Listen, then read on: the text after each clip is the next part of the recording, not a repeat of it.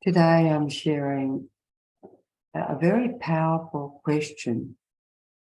It's called what if? And it can go two ways. It can go to a negative way of looking at what if and a positive. So I'm going to look at that. I'm going to share a story that happened to me recently, an experience, and how the power of what if played out. And if I hadn't known what I knew and what I'm going to share, years ago, how differently I would have experienced, how I would have reacted rather than responding. And that's what you call self-control. So less than a week and a half ago, Bruce and I were travelling on a back roads just north of Port Fairy, where there's no traffic, no cars, no nothing. And we were travelling about, 90 k's an hour. And we passed a lot of foliage and big trees. And as we passed the trees, I looked to the right and I saw this little ute coming along that was going so fast. It has permission to go 100 k's an hour. And we were going 90 to 100. And we had 50 metres to stop. And so I did what humanly and anyone would do. And I just screamed. Bruce was driving to stop and he saw it at the last minute because it was a blind corner. We couldn't even see that there was a crossroad there. He wasn't notified back. There was a little tiny weeny sign which we didn't even recognise. But what if this experience was there for others? And you'll hear as I go on.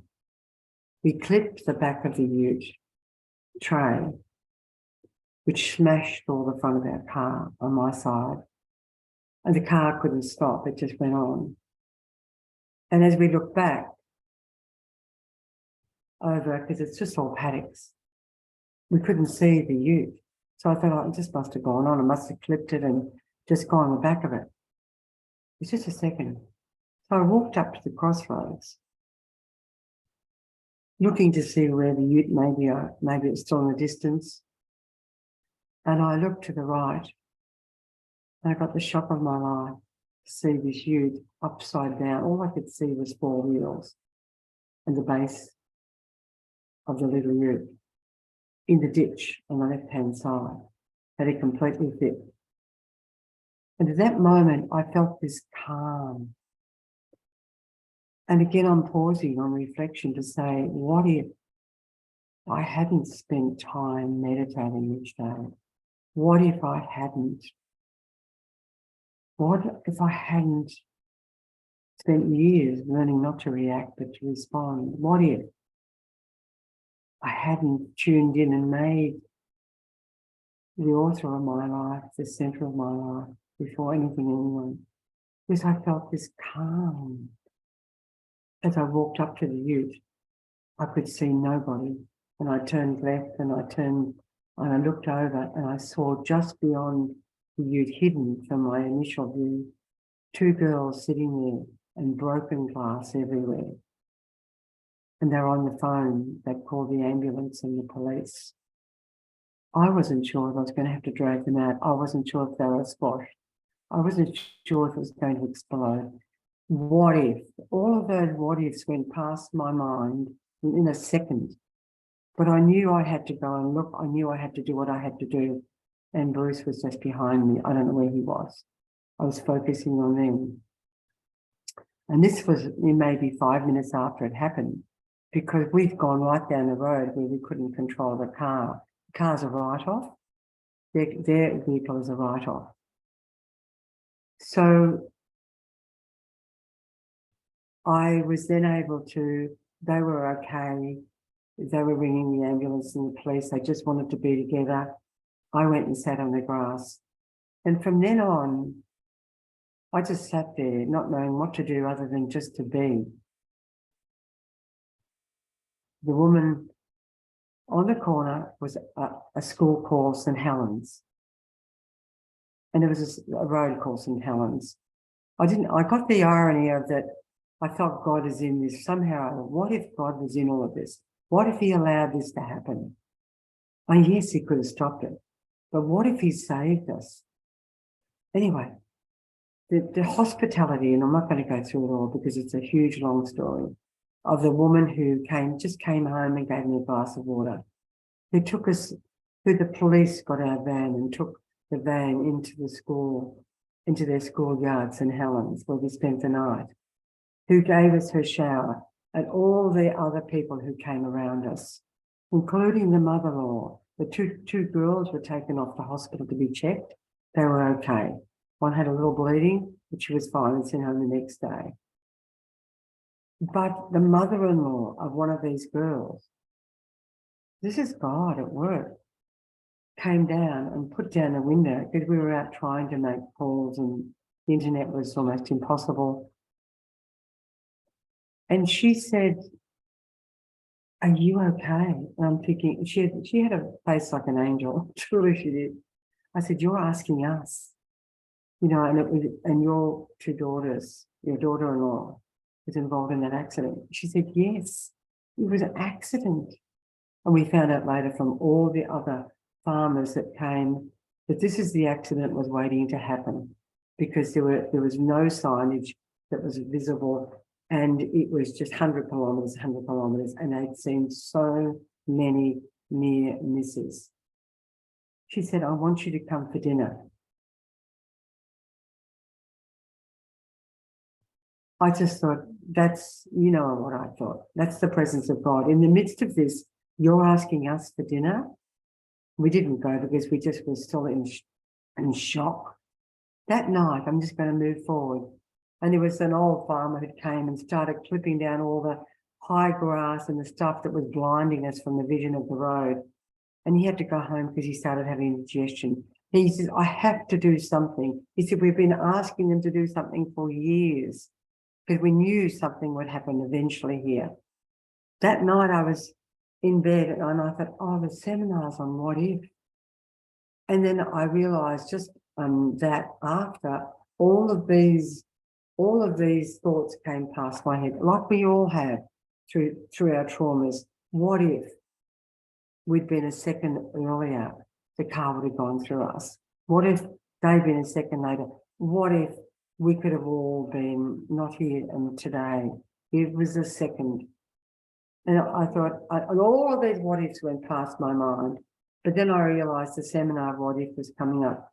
I thought, God, you're allowing this to happen for me to share about when we suffer trauma, when we suffer something that is to shock, when we suffer death, when we suffer something that we can't, what if we stopped and asked God, what if he was in this and he was trying to show us something?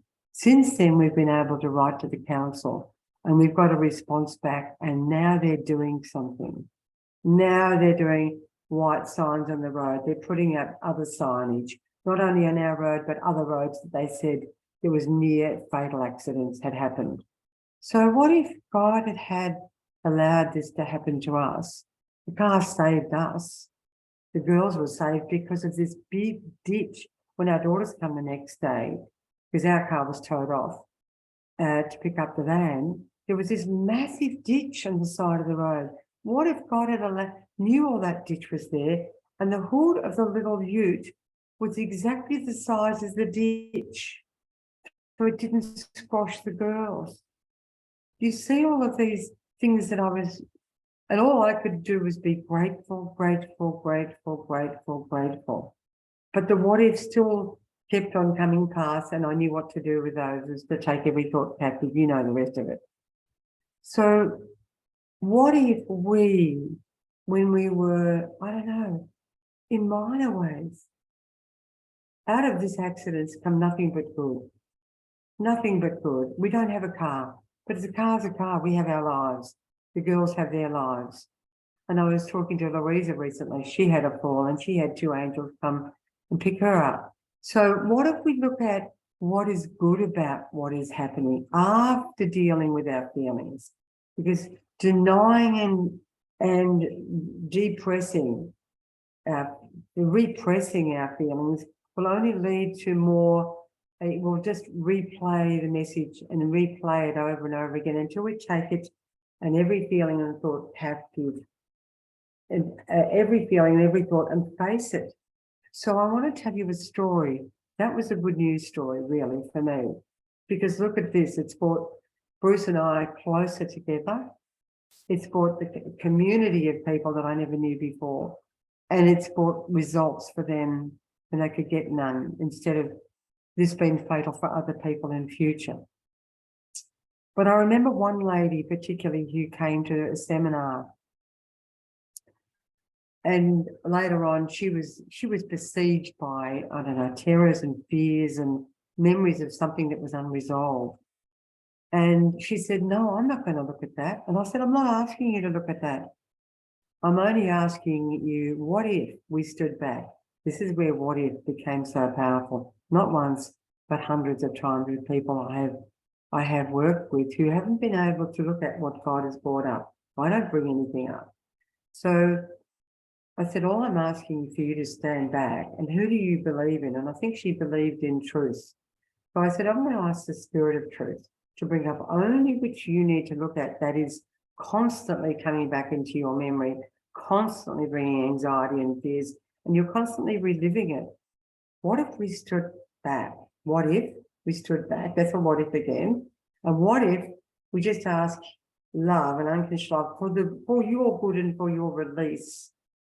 What if we asked him just to bring up only what was appropriate, where he would bring his light and truth and peace, so you don't keep having all the feelings revisit you. The memory will remain, but all the trauma and shock will go. And just stand back and look as though you were seeing it from a distance. Oh, she said, I can do that. As a result of asking that what if, please listen. And you can do this with yourself, but only, please, I recommend you do it with the guidance of the one who will bring light and healing and peace into a place where there's been trauma, shock, abuse of any sort. We don't look at the whole story. I gave you a fair bit of my story just to set it up today, but we don't look at all the story. We look at what the feelings and thoughts were left, and the beliefs and our reactions of becoming controlling and protective and guarding and being responsible to the point that we almost do ourselves in. So this lady looked at the darkness that was brought up in her mind. I didn't know darkness was going to come, but darkness is, from my years of experience, there's been a memory where there's been trauma and shock. Often people go through a dark tunnel, and I'll just say, keep going. They'll feel like they're falling. I'll just say, under the guidance of wisdom, just keep falling, because he's brought this up. That's letting go of control, by the way. So you go with it. So she looked at this darkness, and in that darkness, I said, what if we just asked the wonderful counsel if we could enter the darkness and listen to the thoughts and feelings in the darkness? Because part of our memory is blocked off in darkness. It's a way of survival, or blankness, or frozenness, which is trauma. And that can all dissolve. In the end, as we listen to the feelings and thoughts from a distance, in that darkness of, and she was able to do it. She was given this grace. And I just said, what if we invited the perspective of your creator, your savior, the one the truth, who's got the truth. And she saw this light and presence, the darkness completely. And I've seen this hundreds of times where people's darkness and frozenness in their minds have dissolved. The darkness often resolves all the beliefs of trauma, but also the beliefs of, it's my fault, I'm responsible, I could have done better, I hate myself, or I want to murder them. All of this opens the door to darkness as well as trauma and shock. And as we acknowledge it and let it go, it just dissolves. So what if we allowed today our wonderful counsellor to guide us today to some area of our life where we have never been brave enough to look at, those things that keep repeating, so that you can experience more of the peace instead of fear and terror and all those negative feelings. And Nadine's focused on a what if, on a positive what ifs. What if we did all of these other things? So this is a beautiful balance to her talk. I'm only going to focus. I had a lot of other what ifs to share. It's in my pamphlet on the website, which you'll get the link to afterwards. But I'm not going to go through those what ifs today. You've heard enough of the possibilities that will make life an adventure. I'm coming from the what if we face whatever we need to face, like that lady. What if I faced, like I had to, the trauma, and I faced those thoughts and passed them over to the Holy Spirit? I didn't struggle with them. I didn't wrangle with them. I just faced the feelings, all of them, and all the thoughts. So what if we do that now? And I'm going to do the meditation separately, but I also want you, before I close, and I'm not, oh yes, one other what if, from a beautiful point of view. My husband almost didn't ask me to dance when I was 16, and I thought he was gorgeous. This is lightening things up. And I thought, why didn't he ask me to dance? Because I knew he was attracted to me. And he disappeared, and I went around the room again and came back. We bumped into each other again, and we started talking again. And he asked me to dance. And you know the rest of the story. We've been married for over 50 years together now, with a roller coaster ride, but sticking together and becoming closer. And we're in the golden years now of our more mature relationship. What if he hadn't asked me to dance? I said to him years later, not so long ago, why didn't you ask me to dance? Oh, I thought you might have said no. The fear of rejection and judgment. What if we faced those fears? What if we did what we had a sense and a gut feeling of and didn't miss out on what God has planned for us, whether it be jobs, relationships, or whatever? What if we ask him, if this is a view, let it just keep coming back and I'm going to continue? What if I've never started this ministry? I would never have experienced the healing I had from the moment when I was born in the warm womb, from all of those traumas, and from the trauma of my daughter stopping breathing in my arm. You know, I would never, ever have been able to come to a place of not utter peace and see the purpose of that, the purpose-driven life that was to bring me to such peace, the presence of peace. So I recommend those who are listening to this talk, and I recommend you listen to the positive side of what if, all things we can do, what if we, many rather than, and what if, oh, by the way, that other one thing I want to say, and I won't say any more after this, is doubts. What if basically can be a doubt? What if I'm not a success? What if I'm a failure? What if it never succeeds? I would never have done what I'm doing now, ever. I would have gone into business. What if? My life would have been so different in a negative way, I believe. So do not doubt, it says, in your hearts, but believe that what you say will come to pass. It will be done for you. Now that word just needs to be according to the will of God, of course. That's in Mark 11. What an extraordinary prayer. So do not doubt. Doubt hung around me and it still hangs around me for years. What do we keep on keeping on with this ministry? What's the point? Not many people really want to do it. You know, what am I spending my energy doing? Doubts. Do I listen to them? No, I don't. I do what then says. I take them all, every thought captive. I know what they are. I need bringing me down this way and not uplifting me. And I just say, this is a view, let it keep going. Otherwise, I'm happy. Well, your will be done. So I just want you to take from what I'm saying today, just as you pause, what's the one thing that speaks to you today that I've shared? One thing that might even trigger a memory in you about a what if, a doubt. It can change the course of your life, change the course of my life in a positive way. It can go in a negative way. Lost opportunities or possibilities, an adventure or not, or becoming smaller and smaller. So what's the one thing I've said that resonates with you, that will bring a bit of a change in your life? Do not listen to lies, deception, and doubts. I just pray that you listen to the meditation and you hear how you can deal with the negative side, and you listen to all the positive things Nadine has said. Thank you for listening.